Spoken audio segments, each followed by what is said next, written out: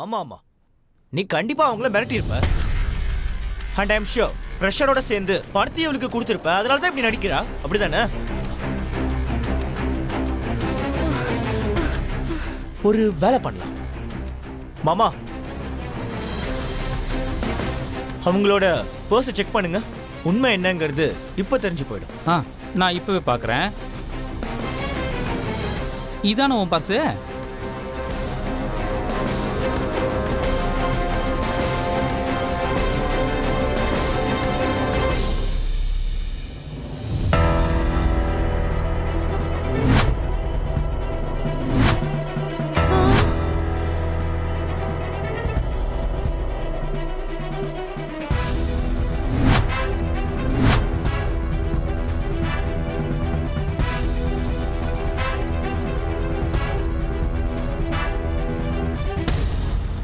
ஆகா, முழுசா ஒரு கட்டு பணம் இருக்க.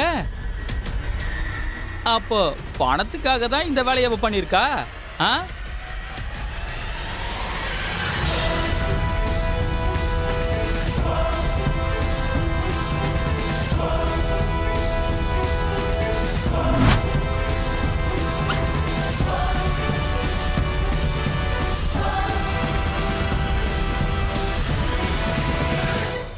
இப்ப யாரு இவளை பிரஷர் பண்ணதுன்னு இங்க இருக்கிற எல்லாருக்குமே தெரிஞ்சிருச்சு.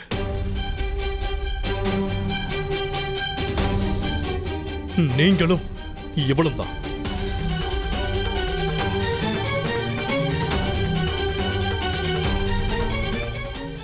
போதும்,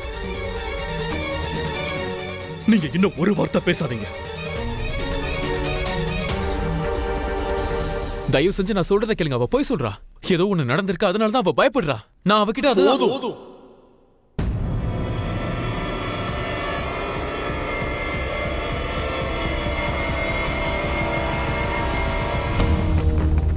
பழி மேல பழி, பழி மேல பழி. நீங்க எவ்வளவு பழிய சுமத்திருக்கீங்க, ஆனா எல்லா பழியுமே பொய். அதே மாதிரி இந்த பழியுமே பொய் தான்.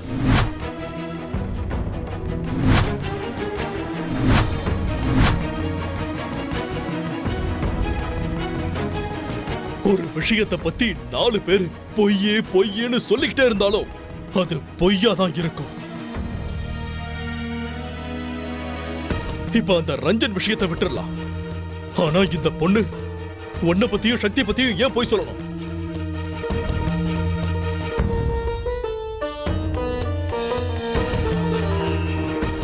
எப்ப என் பொண்ணுக்கு கல்யாண பேச்சு ஆரம்பிச்சதோ அப்பையில இருந்து அதை கெடுக்க முயற்சி பண்ணிக்கிட்டு இருக்கீங்க.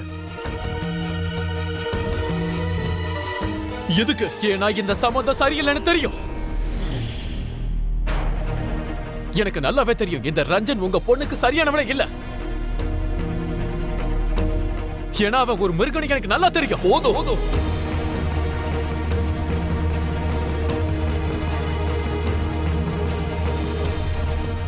இனி ஒரு வார்த்தை பேசாத. இதுக்கு மேலையும் என் வீட்டு மாப்பிள்ள அவமானப்படுறத நான் பொறுத்துக்க மாட்டேன்.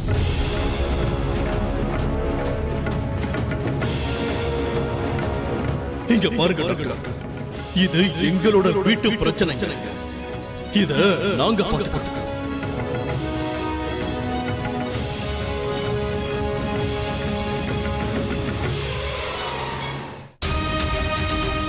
ரீமா,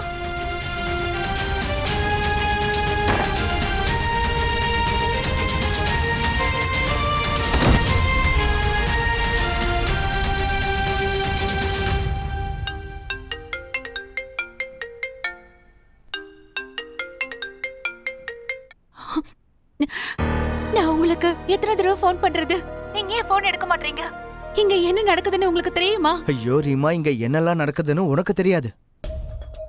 எனக்கு வயிறு எரியுது, என்னால மூச்சை விட முடியல. உன்னை அங்கிருந்து எப்படியாவது கூட்டிட்டு போகணும்னு பிளான் பண்ணிட்டு இருக்க. அதனால தான் உன் போனே எடுக்க முடியல.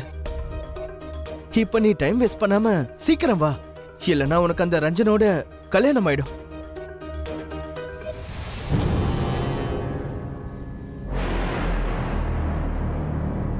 ஆனா அப்ப என் குடும்பம். ரீமா, இப்போ அத பத்தி யோசிக்கலாம் நேரம் இல்ல. நமக்கு மட்டும் கல்யாணம் ஆயிடுச்சுன்னா அதுக்கப்புறம் எல்லாருமே ஒத்துப்பாங்க. ஆனா இப்போ லேட் ஆயிடுச்சுன்னா எல்லாமே லேட் ஆயிடும். அதுக்கப்புறம் நம்மளால எதுவும் செய்ய முடியாது தெரியுமா? நம்ம வாழ்நாள் முழுக்க பிரிஞ்சுதான் இருக்கணும். நான் சொல்றத புரிஞ்சுக்க முயற்சி பண்ணு. என்னால நீ இல்லாம வாழ முடியாது, அதே மாதிரி நான் இல்லாம உன்னால வாழ முடியாதுன்னு எனக்கு நல்லா தெரியும். அதனால தான் சொல்றேன், நான் நம்மளுடைய காதல பலியாக விட மாட்டேன். நீ எதை பத்தியும் யோசிக்காத. நீ அமைதியா வா, நம்ம கல்யாணம் பண்ணிக்கலாம். அதோட நான் சத்தியமா சொல்றேன், நம்ம கல்யாணத்துக்கு அப்புறம் நான் உன் வீட்டாளுங்க கிட்ட பேசி அவங்கள சம்மதிக்க வைக்கிறேன். வேணா பாரு, அவங்க கண்டிப்பா ஒத்துப்பாங்க. ஏன்னா என்ன மாதிரி மாப்பிள்ளைய யாரால மறக்க முடியும், ரைட்?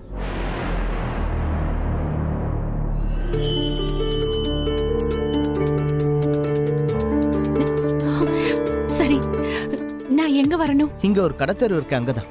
அதுவும் வீட்டுக்கு பக்கத்துல தான் இருக்கு. சரி, நான் வெயிட் பண்ணிட்டு இருக்கேன்.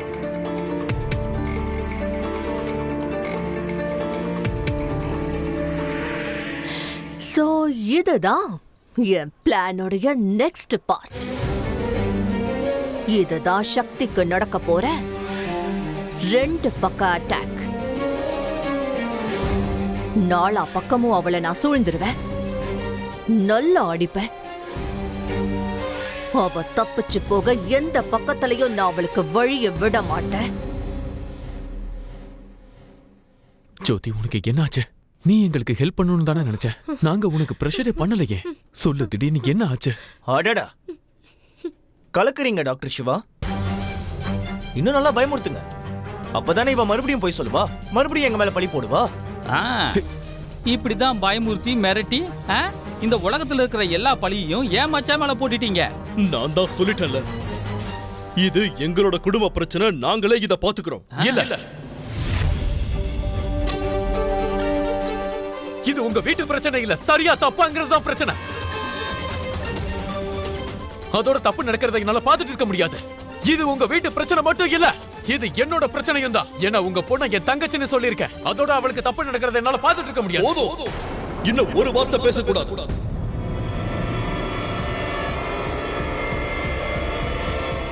நீங்க கேட்டுதான் ஆகணும். நான் எங்கே போக மாட்டேன்.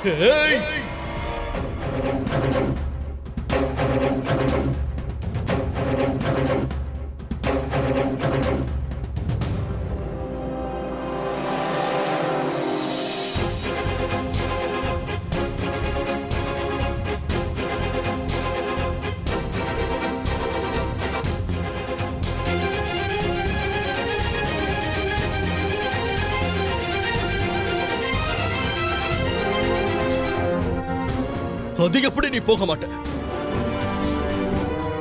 இங்க இருந்து வெளியில போ.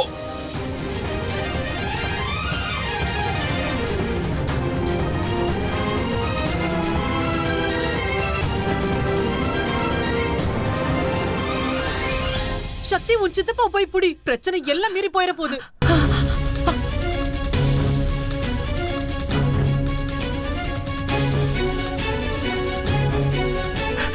சித்தப்பா, சித்தப்பா, ப்ளீஸ்.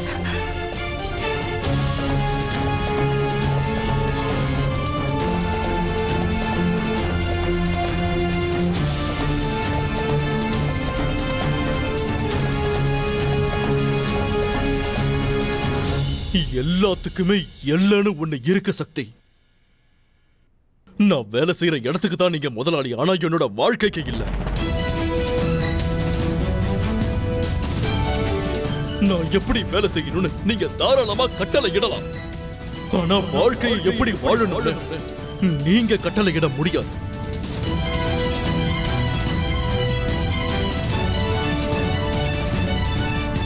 மறுபடியும் நீ இந்த பக்கம் வர்றதுக்கு முயற்சி பண்ணாத. மரியாதையா இங்கிருந்து போயிடு. சித்தப்பா, ப்ளீஸ் ப்ளீஸ், தயவு செஞ்சு எங்களை நம்புங்க. எங்களுக்கு நிஜமாவே ஜோதி ஏன் போய் சொல்றான்னு தெரியாது. ப்ளீஸ்.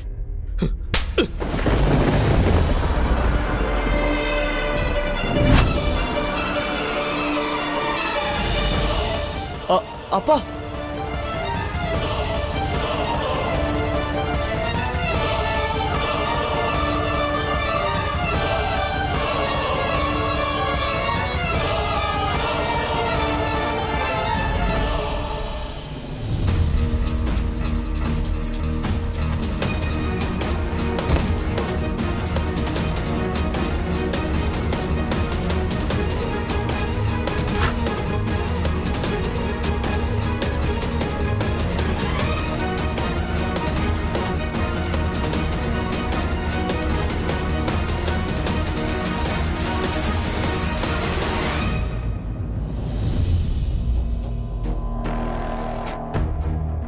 வா மாம், இத பார்த்தா இவ ஓடி போக தயாரா இருக்கிற மாதிரி இருக்கு.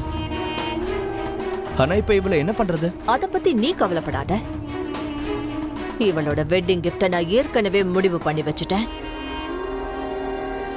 நீ இப்ப போ, போய் நல்லா சில் பண்ணு. ஆனா மாம், சக்தி அவளை பத்தியும் நீ கவலைப்படாத. ஏன்னா இப்ப கவலைப்பட வேண்டியது சக்தியோட குடும்பம் தான். இவளை நான் என்ன பண்ண போறேன்னு பாரு. யாரையும் ஏறெடுத்து கூட பார்க்க முடியாத அளவுக்கு நான் இவளை அவமானப்படுத்த போறேன். புரிஞ்சுதா? ஓகே மாம், அப்படியே பண்ணலாம். வெறுக்கவும் செய்யற அவளை, ஆனா அடையணும்னு ஆசையும் வச்சிருக்க. இத என்ன சொல்லுவாங்க? வெறுப்பு நிறைஞ்ச காதல். நான் உன்னோட அம்மாடா கண்ணா. உன்னோட ஃபீலிங்ஸ் என்னன்னு எனக்கு நல்லாவே தெரியும்.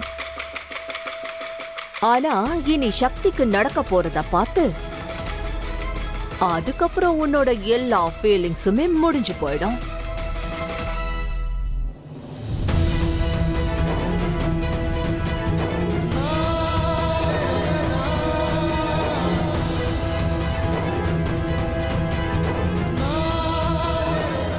ஜோதி இப்பதான் போய் சொல்றாளா இல்ல இதுக்கு முன்னாடியே போய் சொன்னாளா?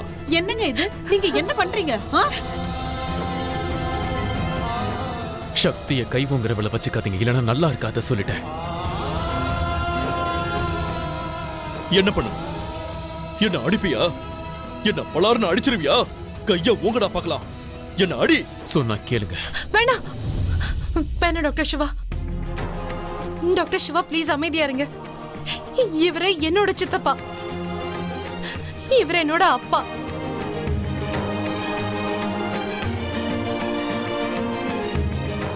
என்ன அடிக்கிறதுக்கு இவருக்கு எல்லா உரிமையும் இருக்கு. ஏன்னா இவர் என்ன ரொம்ப நேசிக்கிறாரு. ஆமா, இத யாரு சொன்னது? இவங்களுக்கு உன் மேல அன்பு இருந்தா அடிக்கிறதுக்கு உரிமை இருக்கா என்ன சொல்ல? இங்க பாரு, அவருக்கு உன் மேல அன்புலாம் இல்ல, சும்மா அன்பு காட்டுற மாதிரி நடிக்கிறாரு. ஒருவேளை இவருக்கு உன் மேல அன்பு இருந்தா நீ சொல்றத கண்டிப்பா நம்பிருப்பாரு. ஆதாரத்தை சாட்சியை நம்பிருக்க மாட்டார், ஒன்ன நம்பிருப்பாரு. சக்தி, ஒருவேளை எனக்கு உன் மேல அன்பு இருக்குன்னு நீ நினைச்சனா, அதோட ஒரு அப்பனா எல்லா கடமைகளையும் என்னோட குழந்தைகளுக்கு நான் செஞ்சிருக்கேன்னா, பாரபட்சம் பார்க்காம நான் இருந்திருக்கேன்னா,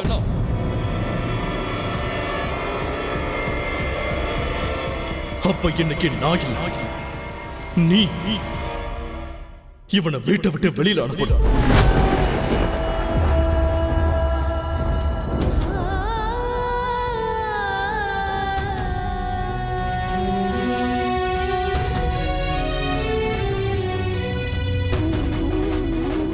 சக்தி, நான் இன்னைக்கு பார்க்கணும்னு நினைக்கிறேன். உன்னுடைய மனசுல நீ என்னை எவ்வளவு மதிக்கிறன்னு எனக்கு தெரிஞ்சாகணும். என்ன பத்தி நீ என்ன நினைக்கிறான்னு தெரியும். நீ சத்தியத்தை மீறினது மட்டும் இல்ல, என்னோட நம்பிக்கையையும் உடைச்சிட்ட. இன்னைக்கு நான் பார்த்தே ஆகணும். இந்த கல்யாணத்தை நீ நிறுத்தறியா இல்ல நடத்தறியான பார்க்க.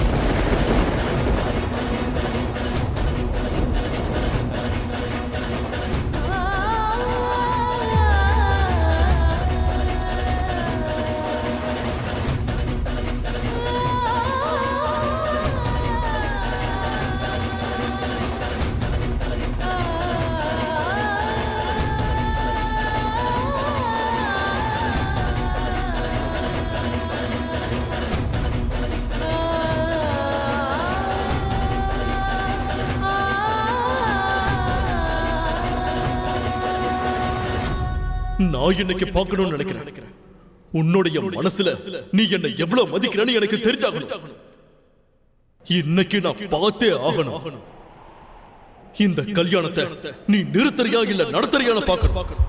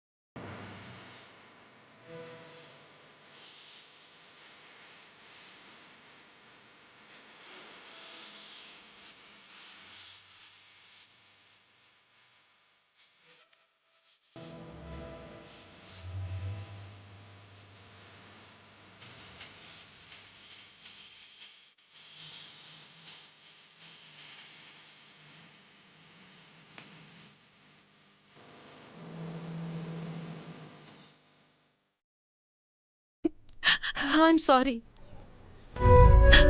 I'm sorry doctor Siva. என்னால என் சித்தப்பாவை இதுக்கு மேல கஷ்டப்படுத்த முடியாது. இங்க பாரு சக்தி, எனக்கு உறவுகளை மதிக்க நல்லாவே தெரியும். அதோட யாரெல்லாம் உறவுகளை மதிக்கிறாங்களோ அவங்களையும் மதிக்க தெரியும். நாம தோத்துட்டோம். அவ்வளவு முயற்சி பண்ணியும் நம்மளால அக்காவை காப்பாத்த முடியல. நம்ம தோத்துட்டோம் டாக்டர் சிவா. இனிமே ஒண்ணும் பண்ண முடியாது. சக்தி, நான் இதை உன்கிட்ட தான் கத்துக்கிட்டேன். நாம தோல்வியை ஒத்துக்கிற வரைக்கும் கண்டிப்பா நம்ம தோக்க மாட்டோம். நான் ஒத்துக்கிறேன், ஜோதி நம்மளை கை விட்டுட்டா. ஆனா நம்ம வேற ஏதாவது ஆதாரத்தை தேடலாம். இதுக்கு மேல எந்த ஆதாரம் டாக்டர் சிவா? எங்க போய் தேடுறது?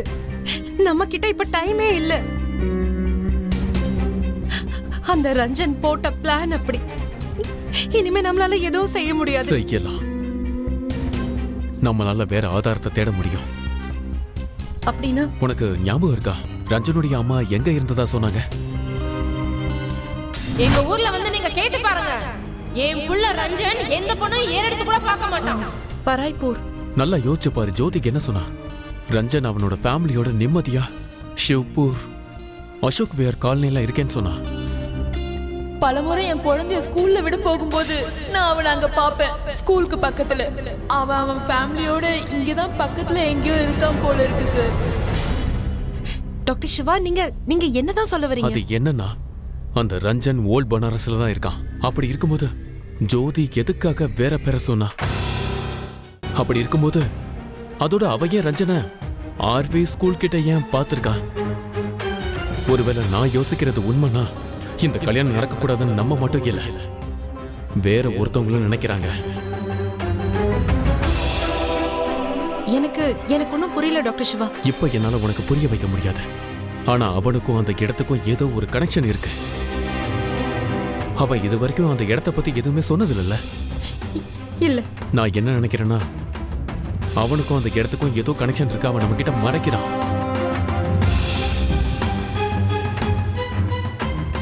இங்க பார் சக்தி, இதுதான் கடைசி வழி. நான் உனக்கு ப்ராமிஸ் பண்ணி சொல்றேன், நான் அங்க போய் ஆதாரத்தை கண்டுபிடிக்காம வர மாட்டேன். அது வரைக்கும் நீ இங்க எல்லாத்தையுமே சமாளிச்சுக்கோ. நீ எப்படியாவது உன் அக்காவோட கல்யாணத்தை நிறுத்தி வை. அப்படியே ஒருவேளை உன்னோட நம்பிக்கை தடுமாறுச்சுன்னா மறந்துடாத.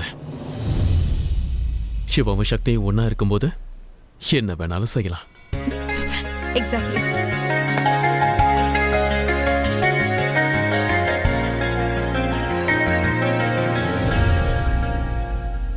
சும்மா சொல்லக்கூடாது மேடம், உங்களோட பிளான் பி ஒர்க் அவுட் ஆயிடுச்சு. வெறும் பிளான் பி மட்டும் இல்ல, பிளான் பியோட பார்ட் 2 தான்.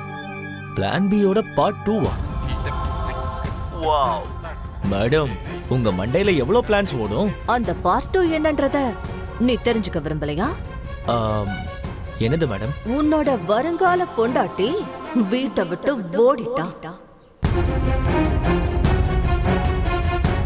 இப்ப உன்னோட பாதி பொண்டாட்டி ஆயிடுவா உன்னோட முழு பொண்டாட்டி. உண்மையாவா?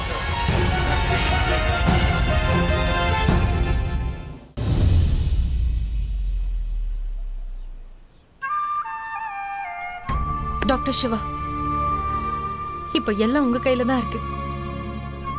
என் அக்காவோட சந்தோஷம், அவங்களோட வாழ்க்கை, எல்லாமே. நீங்க மட்டும் அவங்க வாழ்க்கையை காப்பாத்திட்டீங்கன்னா வாழ்நாள் முழுக்க இந்த நன்றியை மறக்க மாட்டேன். அதுக்கப்புறம் பதிலுக்கு நீங்க என்கிட்ட என்ன கேட்டாலும் சரி, நான் சிரிச்சுக்கிட்டே அதை தந்துருவேன். நீங்க என்கிட்ட என் உயிரை கேட்டாலும் தந்துருவேன். இது ஏன் மேல சத்தியம். எப்படியாவது என் அக்காவோட வாழ்க்கையை காப்பாத்துங்க ப்ளீஸ். சரி, உன்னுடைய இந்த ஓபன் ஆஃபர், அதாவது உன்னுடைய ப்ராமிஸ நான் என்னைக்கும் ஞாபகம் வச்சுப்பேன். நீ இப்போ உள்ள போய் உள்ள இருக்க சிச்சுவேஷன் சமாளிச்சுக்க, நான் வெளியே சமாளிச்சுக்கிறேன். சரியா?